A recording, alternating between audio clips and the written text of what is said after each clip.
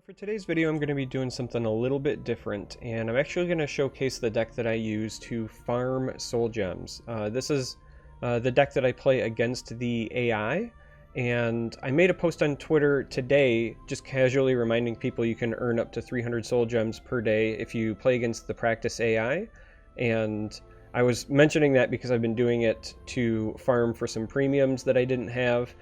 Some people responded with, what deck do you use? Sometimes I struggle. How do you do it fast? So that's what I'm doing. I'm going to show you what I play with. I play with the list that you're seeing on screen. This is a kind of a mid-range mage list, but it is very, very heavy with prophecies. So you'll see running some like suboptimal cards. Things like Cleric of Kine is, you know, good but not great. Lurking Crocodile's a vanilla 3/2, but it has prophecy.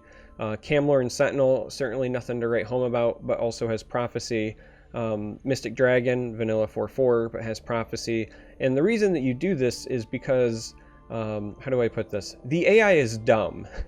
The AI is dumb, and it's going to hit you in the face, and it's going to give you free stuff, and you're going to use that to just swing things in your favor. Now, you can play Prophecy Battle Mage. That's another popular archetype, and if that works for you, great. The reason I choose Mage is because I just don't lose with it. Prophecy Battle Mage, every now and then, if the AI gets a good draw with a certain of the couple decks, for example, they can still beat you, and that's time invested that if it doesn't result in a win, you have to keep grinding for soul gems. So for me, I'd rather have my games take 2 minutes longer, but I always win, so I don't have to worry about, you know, 22, 23 games on the day when I can just hit my 20 cap.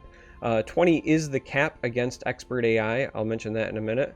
But yeah, that's pretty much the explanation of the deck. Not really a lot of bells and whistles there otherwise. If you're a new player and you're looking to farm soul gems and you don't have some of these cards, maybe you don't have Daggerfall Mages, maybe you don't have Iron, you can substitute in just other like quality creatures in those places, but then just focus on sticking in essentially as many of the you know, good but not great prophecy cards as you can. Again, Cleric of Kine, Crocodile, these are commons. Sentinel's a common. Harpy is a staple card, so you should want to own them anyway, and that's only a rare. Illusionist, pretty fantastic craft. It does get played, but if you don't own it, not the end of the world. Hive Defender is definitely something you want to own. Lightning Bolts, staple. Mystic Dragon, commons. So again, a lot of these are pretty easy to pick up, and then if you don't have the legends, don't feel bad, you can sub other cards in there. So what we're going to do is we're going to go and play one game against the AI just so that I can show you how this works and kind of talk about strategies against the AI, because they're almost the same every time. We're going to be playing against Expert because that's the way you maximize your soul gem return. So if you beat Novice, you get 5 soul gems. If you beat Adept, you get 10. If you beat Expert, you get 15. The cap on the day, regardless of which ones you play against, is 300. You can get 300 soul gems per day. So your fastest route is to beat Expert 20 times. So we're going to go ahead, load this up. Another thing to note, because it's the AI, there are no turn timers. So this is the sort of thing where if you're busy, if you're multitasking and you don't have the ability to pay attention, or maybe you might be in a position where you'll be interrupted often, you can essentially queue this up and kind of earn yourself some soul gems on the side and not really have to worry about it. Now, when I'm playing against the AI, usually I try to keep early drops and I try to keep things that don't have prophecy. So I'm going to go ahead and throw these back, keep the Profiteer. Got 2 cards of prophecy back. That happens, not the end of the world. But again, you want to focus on trying to keep your non-prophecy cards because you want to be playing these for free. And then in the early parts of the game, you just focus on fighting for the board. So your goal isn't to race them right out of the gate. Your goal is to kill the things that they have on their board, because eventually, of course I say that and we're going to attack face here, but eventually what's going to happen is you're going to hit a position where you have significantly more creatures than they do, and you're going to use that to then kind of like pivot in terms of the game. I'm going to play this over here so I can trade with that. Not going to attack face. I don't want to give him extra cards here because we don't have the hand to facilitate that. I live to serve. And yeah, we're just, again, we're going to be making trades. We're actually going to play this here so that this can trade and maybe keep this alive. Call that good. Again, we're just playing for the board. The AI, not very bright. Kill them all. So this is all fine. So we're just going to go trade, Harpy. We can use our last ring charge because we'll be at 6 next turn anyway, and our list caps out at 6. Won't escape alive. The AI has a couple of different decks. Well, more than a couple. They got quite a handful, but things to note about the AI. Bless us, kind. Sure. Just trade into this. This will value trade into these because that's what the AI will do when they recognize it. Yep. Things to note is that there are very few late game decks. The one we're actually playing against now might be one of the only ones. And this one's a lot of guards as a result, but for the most part, a lot of them are just aggressive. There's a lot of Crusader decks. There's a couple of agility decks that are either like Last Gasp or like Goblin oriented. Wow, Fate Weaver did not give us the free trigger that we were hoping for. Again, enemy's just going to make value trades. Because of the weird Bruma start, and because this is like the one AI enemy that doesn't like play an aggressive lineup, we haven't hit our like free tempo stuff, but we will. It's not a huge deal. We'll get there. In this instance, we'll just play this to start trading. I kind of want these to hit me. That'll do 7, at least 7, and hopefully trigger a prophecy for us so that we can start turning things in our favor.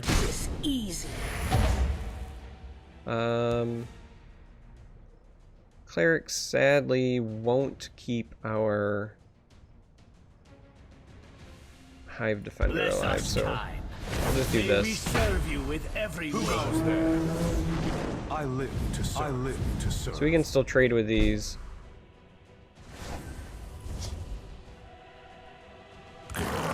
That actually will keep the Hive Defender alive, though. And kill an undead. Alright, so we trade, and we're just going to speed bump here. Because as you can see, now the enemy's down to like no cards in hand. We have a couple more than them. Again, if it wasn't this deck, if the enemy was a more aggressive deck, we would probably have lost a few more runes at this point and have more to show for it. But sadly, we don't.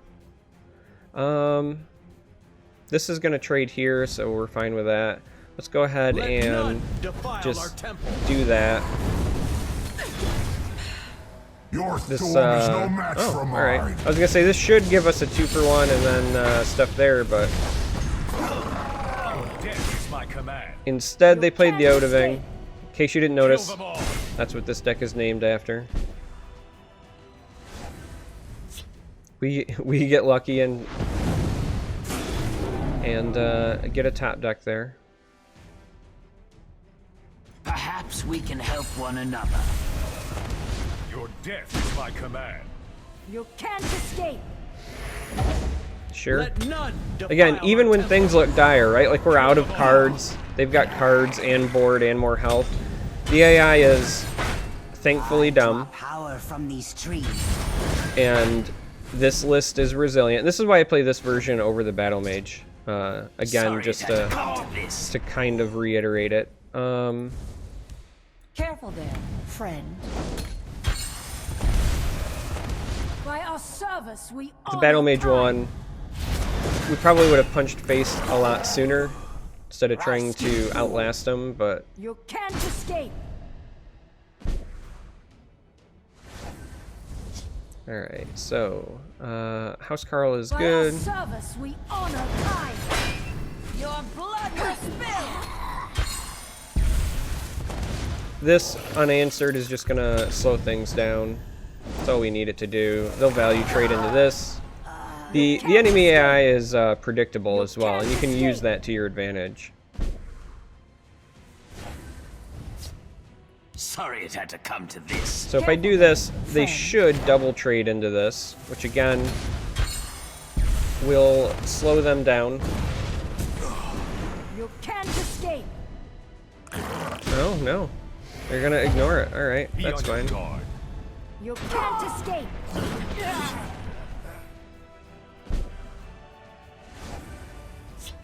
Your blood will spill. You can't escape. Sure. And a mummy. All right, so we're close to finally stabilizing. Again, I know it looks kind of dire here, but There's a plan. There's always a plan. javelin, ouch. Ouch. Perhaps we can help. I promise you, we can survive. I stand to serve.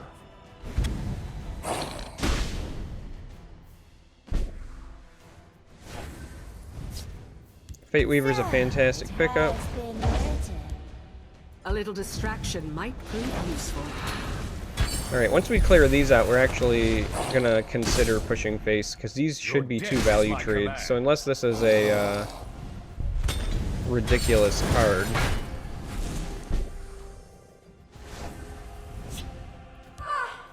Let's go ahead and clear those out. Hive Defender up there. Again, looks dire, but we're slowly working on it.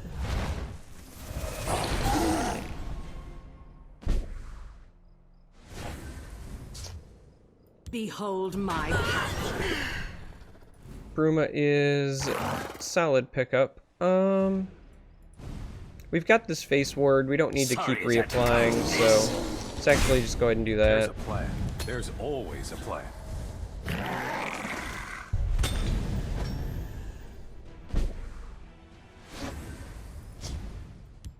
A little distraction might prove useful.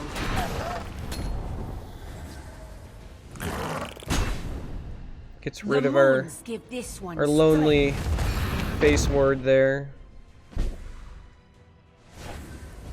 Crocodile.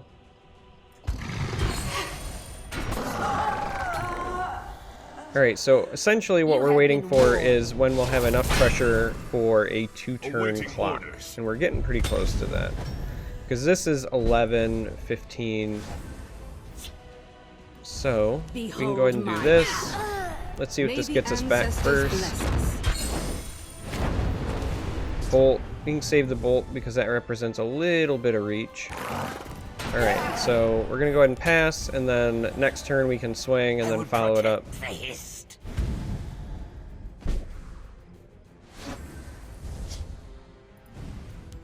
A little distraction might prove useful. That allows us to History save shall this, remember this day. pop this in, and Sorry it had to come let's to do this. some pushing. Behold my power. Probably a javelin. Who goes there? Oh, midnight sweet. I live to serve. I live to That's a serve. little bit annoying. We're gonna go ahead and trade this bolt because even though the bolt is worth 4, we're gonna swing You won't foil my plan. for 6. So it's an acceptable trade-off. Kill them all. So they're gonna make some trades, play some stuff, I draw power but from these again, trees. we should still be fine. Javelin is nice, but sadly does not help us against Nahagli. You won't foil my plan. So we're gonna go ahead and do this, Behold my power. Shall remember this, day. and we're actually gonna use the javelin here just because these represent lethal. So at this point now you just hope for no guards. On me. Sadly, our hopes are dashed. I live to serve. Awaiting orders.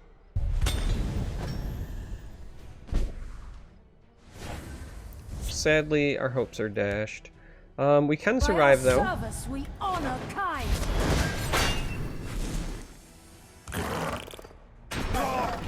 won't foil my plan. Again, we go that route. the waters of life.